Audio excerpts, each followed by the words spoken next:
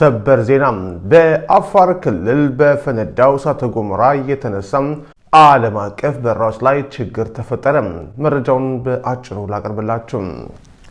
በአፋር ክልል በኤርታሌ አካባቢ በትናንትናው ዕለት እሳተ ገሞራ የፈነዳ ሲሆን ፍንዳታውን ተከትሎ ከፍተኛ ጭስ ወደ ሰማይ ተለቋል። ጭሱ ከ10 እስከ 15 ኪሎ ሜትር ያህል ወደ ሰማይ ላይ ከወጣ በኋላም ወደ ደቡብ ምዕራባዊ የአረብ ባህረ ሰላጤ ክፍል መጓዙን ቀጥሏል። ቮልካኖ ዲስከቨሪ እንደዘገበው ጭሱ የሶማሊላንድን ድንበር አቋርጦ የመንና ኦማን ድረስ ሄዷል። ይህን ተከትሎ የኦማን መንግስት ኢንቫይሮንመንት ባለስልጣን የአየር ብክለት መከሰቱን የሚመረምር ስርዓት መዘርጋቱን አስታውቋል።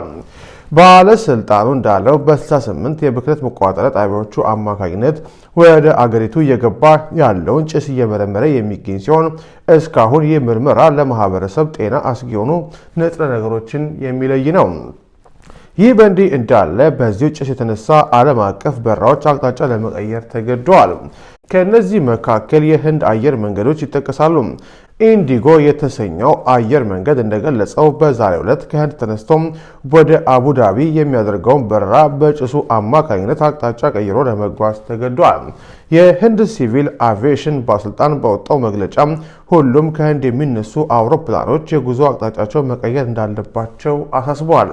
ባለስልጣኑ እንዳለው ከኢትዮጵያ የተነሳው ጭስ ወደ ህንድ እየተጓዘ ሲሆን ከሰዓታት በኋላም ህንድ ይደርሳል ብሏል።